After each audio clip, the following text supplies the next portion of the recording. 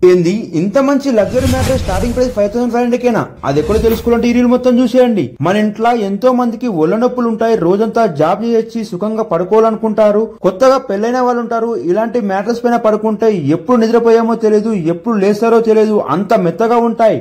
మరి ఇంకెందుకు ఆలస్యం, మీ చుట్టాలకు మీ దోస్తుగాలకు ఈ రీల్ అయితే షేర్ చేయండి.